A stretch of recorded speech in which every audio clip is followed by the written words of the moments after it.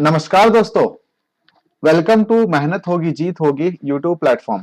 आज हम लोग इस क्लास में साइंस एमसीक्यू जो कि ऑलरेडी बहुत सारे एग्जाम में आ चुके हैं उसे कवर करेंगे। आज का जो हमारा चैप्टर है डेट इज फोर्स। जैसे कि आपको ये न्यूज पता चल ही गया होगा कि जो हमारा एग्जाम जो 23 जनवरी को जो एग्जाम होने वाला था प्रीलिम्स बीपीएससी का, वो अभी कुछ दिनों के लिए सस्पेंड हो चुका है।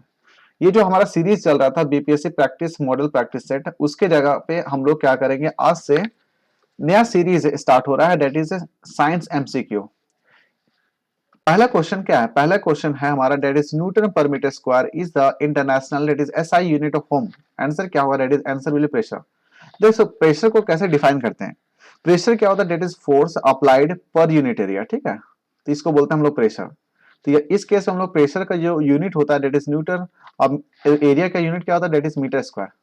तो that is newton metre square. ठीक है, देख लेते हैं एसआई यूनिट ऑफ प्रेशर क्या होता है। अगर पूछ ले आपसे कि एसआई यूनिट ऑफ प्रेशर क्या होता है, डेट इज पास्कल। क्या होता है? पास्कल। अगला क्वेश्चन है हमारा that is the force produces an acceleration of that is 100 metre per second square of a body of mass that is 10 kg. निकालना है आपका that is the value of force will be. Answer क्या होगा? अब देखो इसको बनाने के लिए सिंपल सा फॉर्मूला आपको पता है, that is force equal to mass into acceleration. Okay, mass हमारा दिया हुआ डेट इज 10 केजी। ओके, उसके बाद एक्सेलरेशन दिया हुआ date is 100 metre per second square. इस केस में क्या हो रहा है? डेट इज हमारा क्या हो रहा है? 1000 KG metre per second square. तो KG metre per second square that is force का एसआई यूनिट क्या होता है? That is Newton. तो 1000 न्यूटन। आंसर क्या होगा? That is 1000 newton. देखो फोर्स हम लोग देख पढ़ रहे हैं, फोर्स फोर्स को कैसे डिफाइन करेंगे। तो फोर्स क्या होता है? फोर्स हमारा क्या होता है? डेट इज फोर्स से सिंपल से एक एक्सटर्नल कॉज एक्सटर्नल एनर्जी बोल सकते हो, जो कि एक्ट करेगा बॉडी के ऊपर। तो बॉडी क्या करना चाहेगा? Body tries to change its initial state of rest और motion with a uniform speed और uniform velocity of the body. Okay, अगला कॉन्सेप्ट हम लोग पढ़ेंगे डेट इज इनर्शिया। इनर्शिया क्या होता है? ठीक है, इनर्शिया को डिफाइन करने का क्या होता है? That is it is a property, एक प्रॉपर्टी होता है बॉडी का bye virtue of which when a body opposes the change in its initial state of rest or motion with a uniform speed on a straight line। तो inertia दो तरह का होता है, that is inertia of rest and inertia of motion.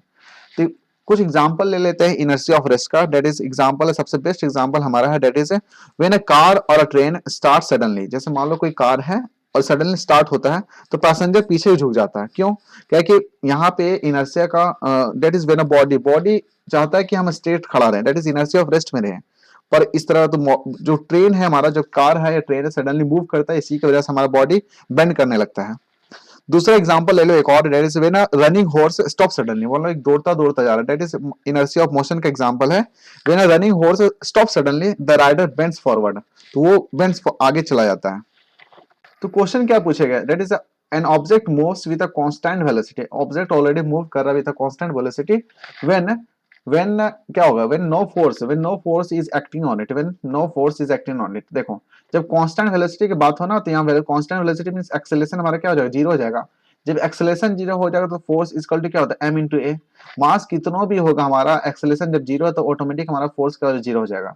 तो यहाँ पे already satisfy कर रहा है when a body moves with a constant velocity when no force is acting on it। okay, अगला क्वेश्चन हमारा that is an object of mass 2 kg is sliding with a constant velocity that is 4 metre per second on a frictionless that is horizontal table.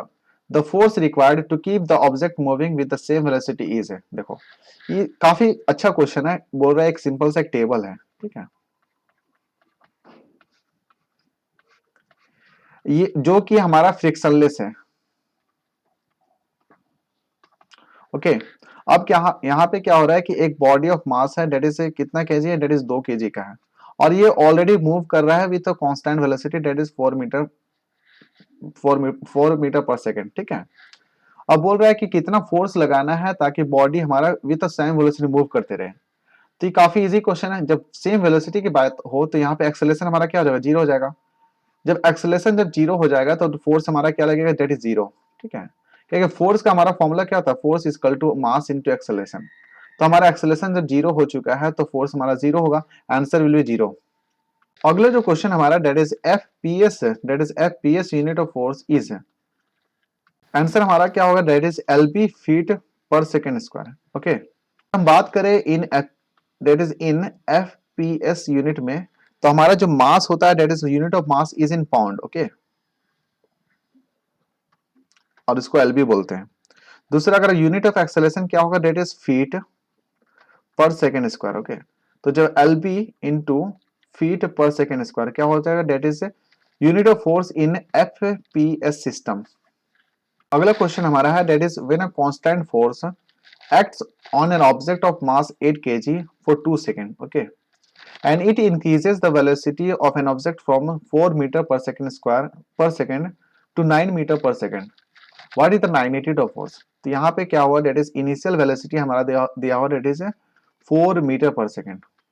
उसके बाद हमारा final velocity भी दिया हुआ that is 9 metre per second, और इसका जो time duration था that is about कितना 2 सेकेंड के लिए था। तो हम लोग क्या कर सकते हैं, यहाँ पे एक फॉर्मूला पढ़े थे that is equation of motion में एक फॉर्मूला था that is u v equal to u plus at। तो यहाँ पे हम लोग एक्सेलरेशन निकाल सकते हैं that is v minus u divided by t। इस केस में हमारा v क्या होगा, that is final velocity that is 9 minus 4 divided by 2 equal to कितना हो जाएगा, that is 5/2। ये हमारा एक्सेलरेशन निकल चुका है। अब निकालना फोर्स, तो फोर्स का हमारा फॉर्मूला होता है that is force equal to mass into acceleration. Mass हमारा दिया हुआ that is 8 kg, 8 इंटू 5/2, तो 2 से 2 कर दिएगा that is 4, that is कितना हो जाएगा 20 न्यूटन। आंसर हमारा क्या हो रहा है 20 न्यूटन। अगला क्वेश्चन हमारा that is when a constant force act on an object with a mass that is 8 kg for a period of 3 second. Already एक कांस्टेंट फोर्स एक्ट कर रहा है, ठीक है। It increases the velocity of object of that is 4 meter per second to 3 meter per second. What is the force applied? तो देखो ये काफी इजी क्वेश्चन है। यहाँ सिंपल सा क्या करो, फॉर्मूला अप्लाई करो। फॉर्मूला क्या होगा, that is formula equal to force equal to mass into acceleration. हमारा मास दिया हुआ दैट इज कितना दिया हुआ, दैट इज 8 kg। एक्सेलरेशन तो नहीं दिया हुआ, एक्सेलरेशन हमें निकालना होगा। तो एक्सेलरेशन निकालने का फॉर्मूला क्या होगा, that is acceleration equal to v minus u divided by t। कितना हो जाएगा, दैट इज हमारा फाइनल वेलोसिटी कितना होगा 6/4 डिवाइडेड बाई 3 इक्वल टू कितना हो जाएगा, दैट इज 2/3। ओके, ये हमारा a का वैल्यू निकल गया। तो 8 इंटू 2/3 दैट इज कितना हो जाएगा, that is 16 divided by 3, automatic हमारा कितना हो जाएगा 5 1/3। तो इस केस में कुछ दिख रहा है, दैट इज 5.33 न्यूटन है। आंसर क्या हो जाएगा, that is what is the force applied, answer क्या हो, दैट इज 5.33 न्यूटन। अगला कॉन्सेप्ट हम लोग पढ़ेंगे that is force. Force is equal to क्या होता है, that is rate of change of momentum. क्या होता है, rate of change in momentum. तो rate of change of momentum that is हम लोग बोल सकते हैं p divided by t। Okay, और हम लोग को पता है कि p का फॉर्मूला क्या होता है, मास into velocity divided by t। अब यहाँ से हम लोग क्या कर सकते हैं, mass into V by T equal to V by T क्या होता है, एक्सेलरेशन। तो यहाँ पे ऑटोमेटिकली हम लोग मास इंटू एक्सेलरेशन क्या हो जाएगा, दैट इज यहाँ से एक और फॉर्मूला निकाल सकते हैं, that is rate of change of momentum, that is P equal to F into T निकाल सकते हैं। तो हम लोग मोमेंटम निकल जाएगा। यहाँ के क्वेश्चन दिया हुआ है that is an object of mass 85 kg और वेलोसिटी दैट इज 600। तो यहाँ पे हम लोग निकालना है दैट इज मोमेंटम। तो मोमेंटम का फॉर्मूला क्या होता है, momentum equal to mass into velocity. Mass दिया हुआ हमारा दैट इज 85 इंटू 60, तो ऑटोमेटिकली हमारा कितना 85 इंटू 60 जब गुना करोगे that is about 5100 kg metre per second. Answer हमारा क्या होगा, answer will be B. Question हमारा है that is what will be the momentum of an object of mass that is mass by 2। Mass का value कितना है, mass दिया हुआ हमारा that is m divided by 2। अब वेलोसिटी हमारा दिया हुआ है क्या, वेलोसिटी इक्वल टू 2v। हम लोग मोमेंटम निकालना है, momentum equal to mass into velocity. तो मास का वैल्यू दिया हुआ m divided by 2 into 2v, तो 2 से 2 कैंसिल हो गया। तो हमारा आंसर क्या हो जाएगा, that is momentum equal to mass into velocity that is mp। Quantities दो तरह का होता है, क्वांटिटीज अगर देखें दो तरह का होता है। पहला हो गया हमारा स्केलर क्वांटिटी और दूसरा हो गया वेक्टर क्वांटिटी। तो स्केलर क्वांटिटी में क्या होता है, that is the quantities which have only magnitude. यहाँ पे सिर्फ क्या बात होगी, दैट इज मैग्नीट्यूड की बात होगी। और वेयर वेक्टर में क्या होगा, that is the physical quantity which has magnitude plus direction. Means इसके पास मैग्नीट्यूड भी है, डायरेक्शन भी है। तो स्केलर क्वांटिटी का एग्जांपल हो जाएगा हमारा दैट इज मास हो गया, स्पीड हो गया, वॉल्यूम हो गया, वर्क हो गया, टाइम हो गया, पावर हो गया, एनर्जी हो गया। वैसे अगर वेक्टर क्वांटिटी का देखें तो हमारा डिस्प्लेसमेंट है, वेलोसिटी है, एक्सेलरेशन है, फोर्स है, मोमेंटम है, टॉर्क है, ये सब किसका क्वांटिटी आ जाएगा, दैट इज वेक्टर क्वांटिटी। तो क्वेश्चन पूछ लेगा that is which of the following has both direction as well as magnitude. पक्का है ये किस बारे में बात हो रही है, दैट इज वेक्टर क्वांटिटी के बारे में बात हो रही है। तो हमारा क्या mass is a scalar quantity, distance is a scalar quantity, speed is a scalar quantity, whereas momentum is a vector quantity that is it has both magnitude as well as direction. Question पूछ लेता है कि what is velocity. तो velocity को define करने का तरीका क्या होता है, that is velocity is defined as the displacement of object, the displacement of an object per unit time, क्या होता है divided by per unit time is equal हमारा क्या बताएगा, दैट इज वेलोसिटी। तो क्वेश्चन पूछ लेगा आपसे यहाँ पे वेलोसिटी इज इक्वल टू क्या हो जाएगा, that is displacement divided by time. तो the product of velocity and time that is V A T को अगर गुना कर दोगे तो क्या निकलेगा, दैट इज डिस्प्लेसमेंट। आंसर क्या होगा, दैट इज डिस्प्लेसमेंट।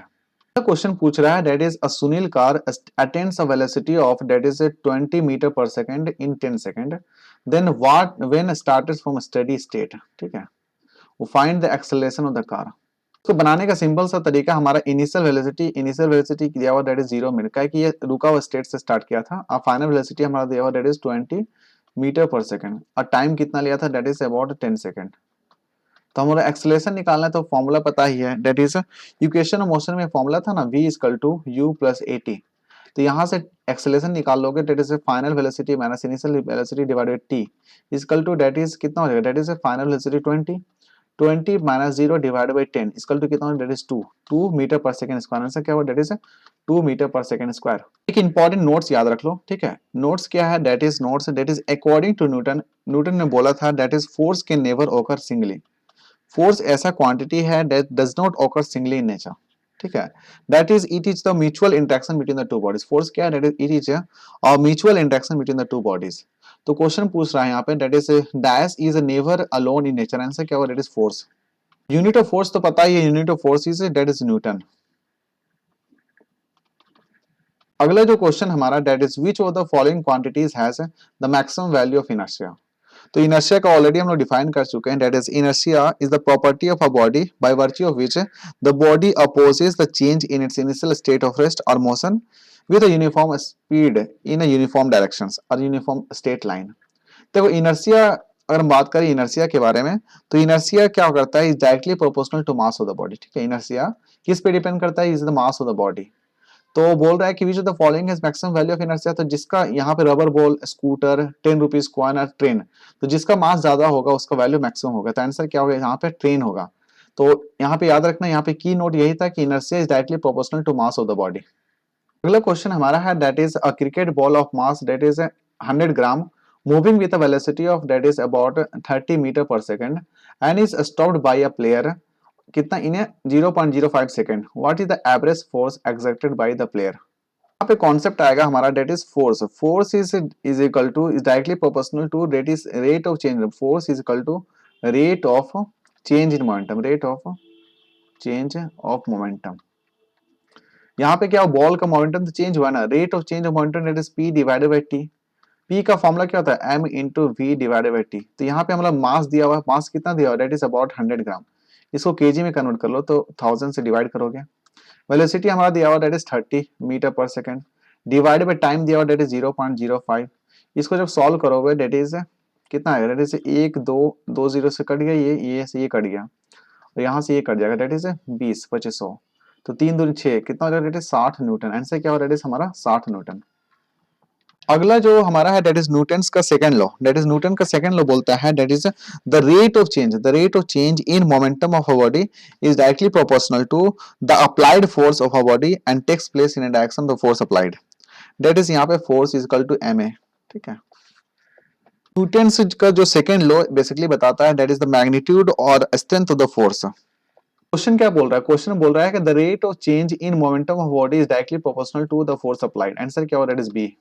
अगला जो क्वेश्चन हमारा that is 1 kg into 1 metre per second square. तो ये केजी किसका है, डेट इज मास, और ये मीटर पर सेकेंड स्क्वायर किसका यूनिट है, डेट इज हमारा एक्सेलेरेशन का। तो मास इंटू एक्सेलेरेशन क्या होता है, डेट इज फोर्स, और फोर्स का यूनिट क्या होता है, डेट इज न्यूटन। तो आंसर क्या होगा, डेट इज 1 न्यूटन।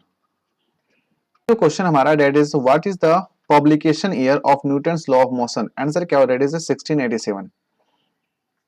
देखो ये जो बुक था that is the three law of motion, इसको फर्स्ट कंपाइल किया गया था by Isaac Newton in his book that is mathematical principles of natural philosophy and the first published in 1687, ये book का। ठीक है, क्वेश्चन क्या बोल रहा है, that is a girl is swimming on a swing in a sitting position. पहले इसका एक डायग्राम बना लो। डायग्राम में यहाँ दिख रहा होगा ना, डायग्राम में क्या दिख रहा है, एक लड़की बैठी हुई है अभी, तो यहाँ पे क्या लेंथ, ठीक है लेंथ, एक सिंपल से एक पेंडुलम कंसिडर करो ना इसको। जब पेंडुलम कंसिडर करोगे तो इस केस में हमको दिखेगा डेट इज हमारा पेंडुलम का जो अगर यहाँ लेंथ दिया हुआ है, इसका जो ग्रेविटी होगा जी, तो टाइम पीरियड किस पे डिपेंड करता है, that is time period is equal to 2 pi root under L by G. तो बस यहाँ पे लड़की को कंसिडर करो एज अ पेंडुलम। तो इस केस में हमारा जो सेंटर ऑफ ग्रेविटी इसका जो होगा यहाँ पे लाई करेगा, इसका लेंथ हमारा इतना होगा इस केस में। अब क्या हुआ कि लड़की तो खड़ा हो गई, तो यहाँ पे जो सेंटर ऑफ ग्रेविटी और यहाँ के जो सस्पेंशन था उसके बीच का लेंथ हमारा क्या हुआ, डिक्रीज हो गया। जब लेंथ अगर डिक्रीज हो जाएगा तो टाइम पीरियड हमारा डिक्रीज हो जाएगा, that is will decrease. Answer क्या हुआ, that is the period when the girls stands up will decrease. Okay, काफी अच्छा क्वेश्चन था ये। थैंक यू दोस्तों, नेक्स्ट क्लास में हम लोग वर्क, एनर्जी और पावर, इस पे क्वेश्चन डिस्कस करेंगे। ओके, थैंक यू दोस्तों, फिलहाल इस डिस्कशन में इतना ही है। Thank you and thank you very much for discussion.